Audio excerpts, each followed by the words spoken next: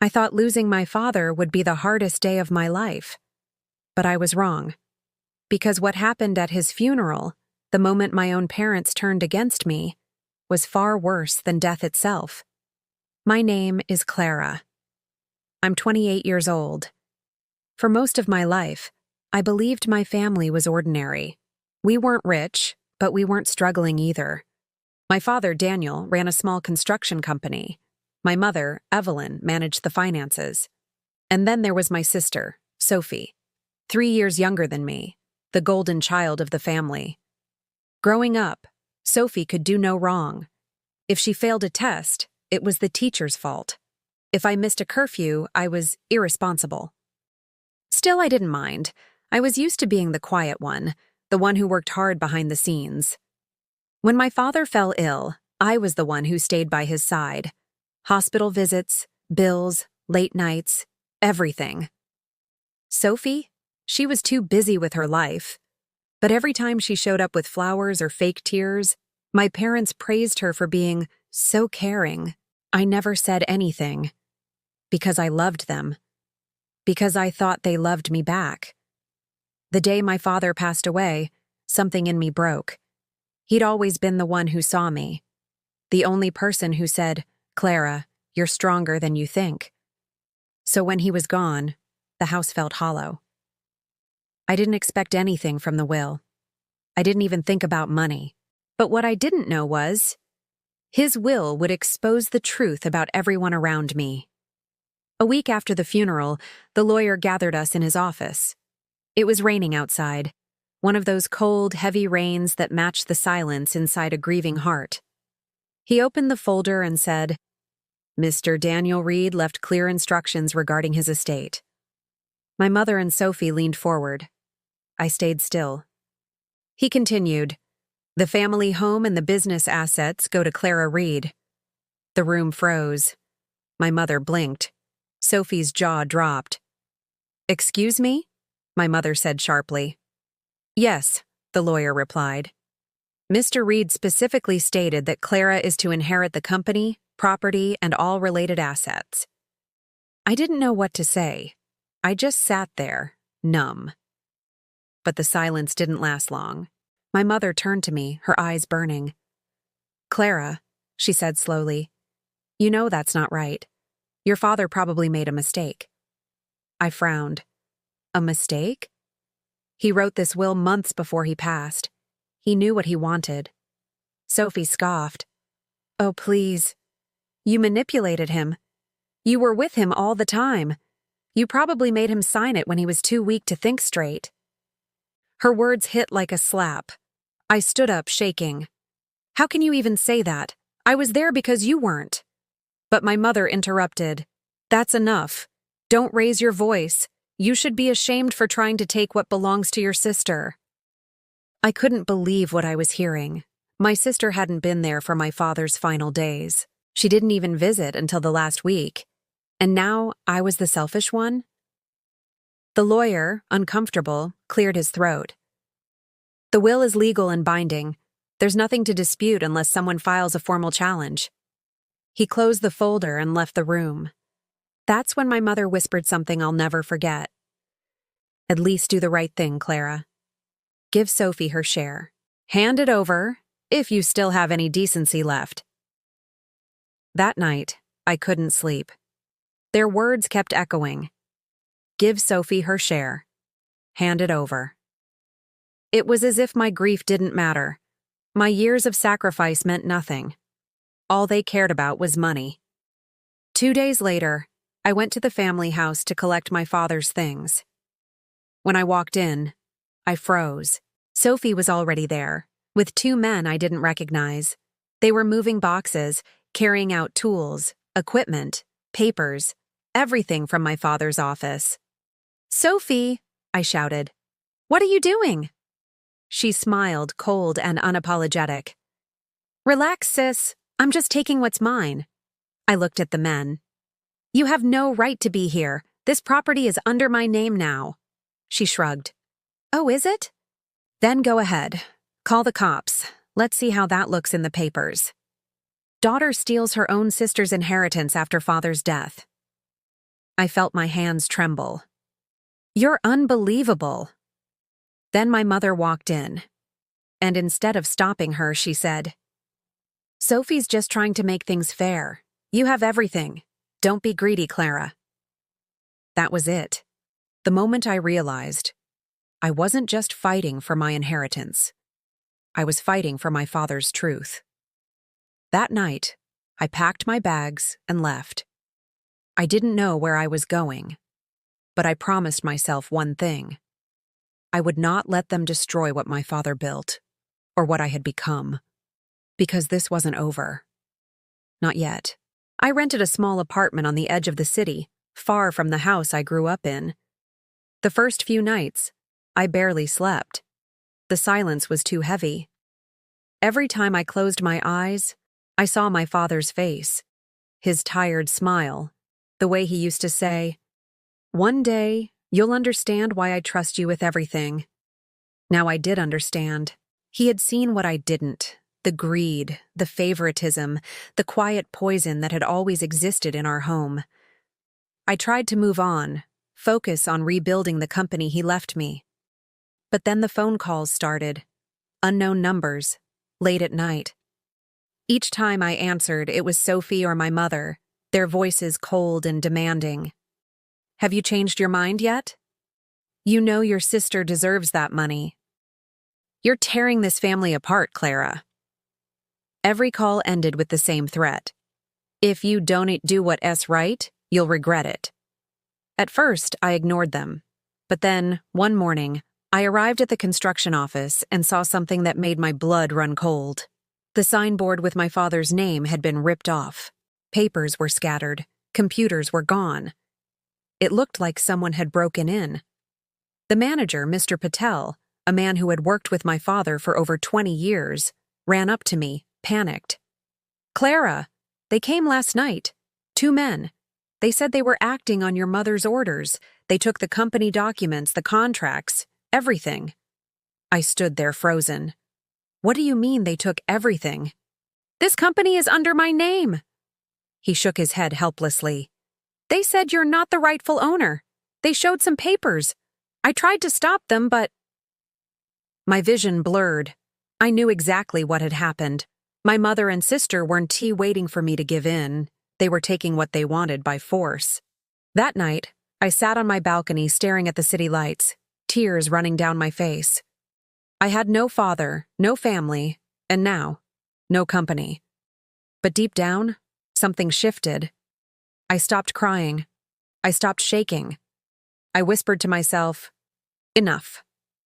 That was the night I decided to fight back. The next day, I met with my father's lawyer again, Mr. Holden. He was kind but cautious.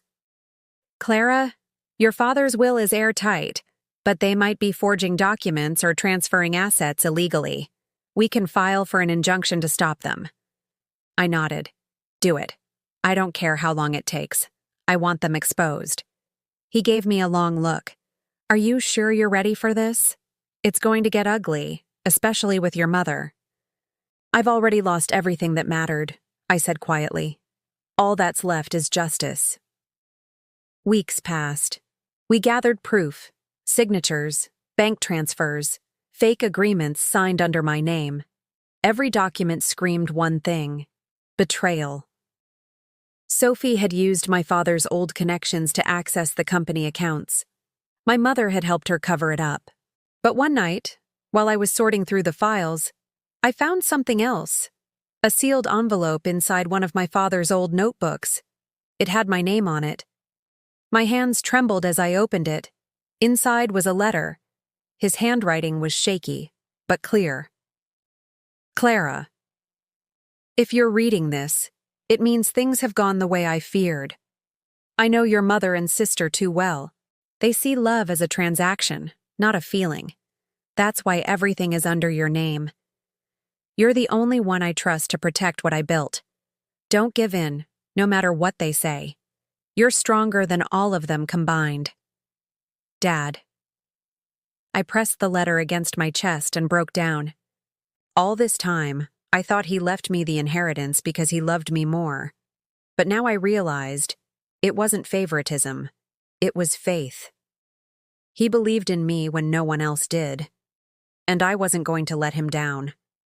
Over the next few weeks, I turned that grief into fuel. I reopened the company, hired back the old employees who were loyal to my father, and started rebuilding from scratch. But I didn't stop there. Quietly, I began gathering every piece of evidence that showed what my mother and Sophie had done. The stolen documents, the forged signatures, the fake bank accounts. Every lie they had told. One night, Sophie showed up at my apartment.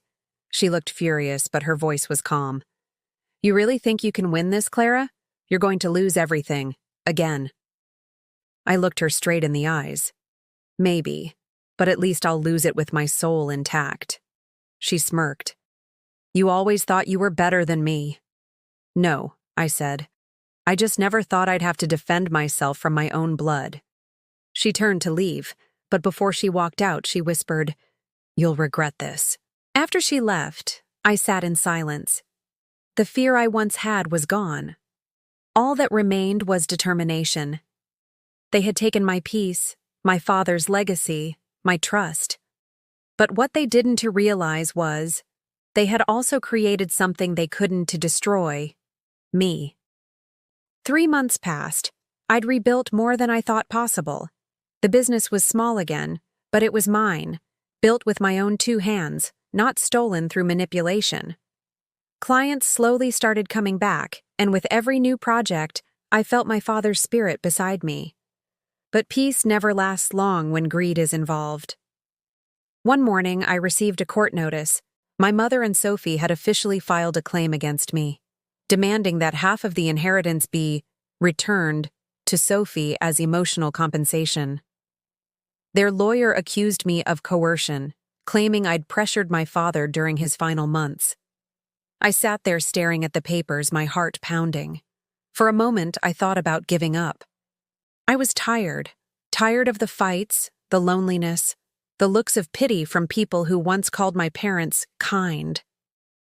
But then I remembered my father's words. "Don't give in, no matter what they say." So I didn't. Mr. Holden and I prepared everything.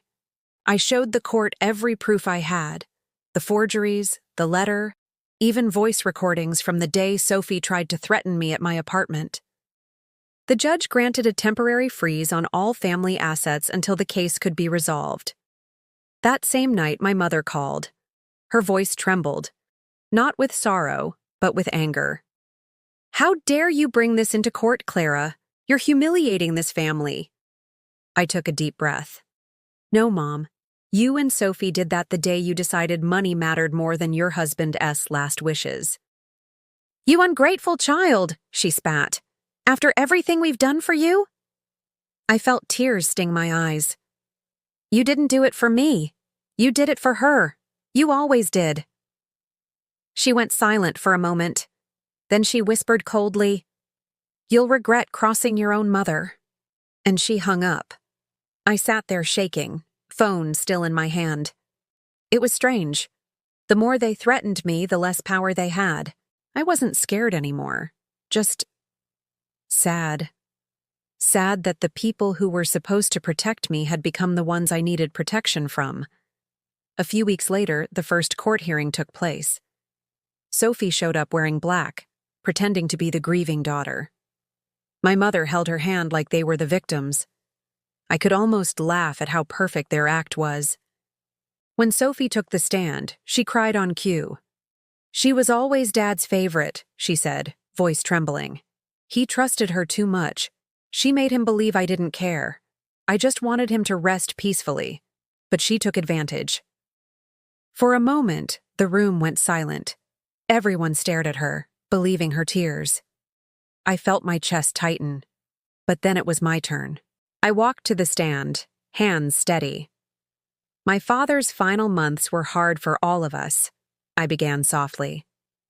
But I was there, every day.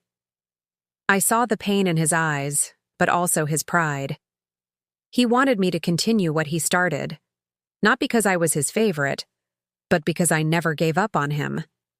Then I held up the letter he'd written me. This is my father's handwriting, dated, signed, and sealed before his death. He knew exactly what he was doing. And this letter proves that. The judge asked to see it. My mother shifted uncomfortably. Sophie froze. For the first time, they had no words. After that day, things started to crumble for them. Their lawyer withdrew from the case. Neighbors stopped visiting. People began to see through their act. The next few hearings went in my favor, and I started feeling something I hadn't felt in a long time: hope. But just as the final verdict approached, Sophie made one last move. I received an email late at night from an anonymous address. It had one line: "Meet me tomorrow. No lawyers. Just you and me." Dad would have wanted that. It was signed, Sophie. Part of me wanted to ignore it, but another part needed closure. I needed to understand why. The next afternoon, I drove to the old family house. It felt strange standing at the gate again. The garden overgrown, windows cracked, memories buried under dust. Sophie was waiting near the porch, her arms crossed. "You came," she said, smirking. "I'm here for one reason," I replied. "To end this." She laughed. "End this? You really think you've won? The court doesn't change the truth. You stole everything. You made him love you more." I felt my chest tighten.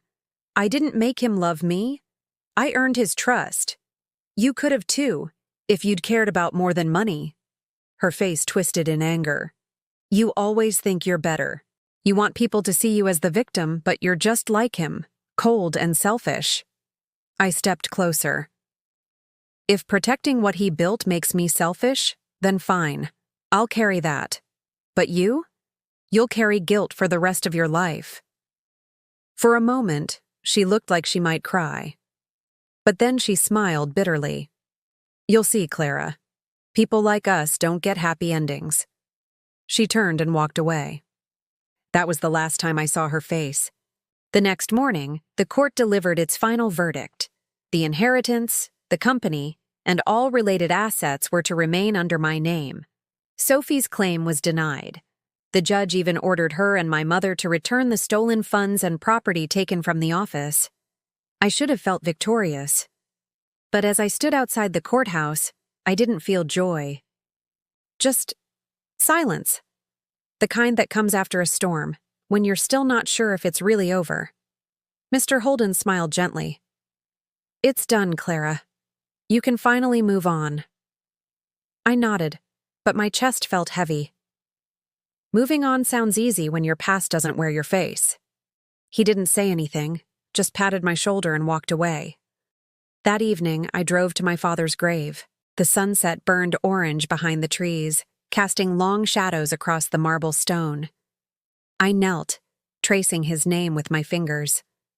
"Dad," I whispered, "it's over. I did what you told me to. I didn't give in." A soft wind passed, brushing through the leaves. For the first time in months, I felt peace. But peace has a way of testing you. 2 weeks later, I got a call from the police. Sophie had been in an accident. Her car had crashed into a guardrail late at night. She survived, but barely. The officer said she'd been drinking, and there were signs of depression. Empty bottles, ripped court documents, photos of our family. I hung up and sat in silence for a long time. My mind kept flashing back to her last words. People like us don't get happy endings. Part of me wanted to visit her, to make sure she was okay.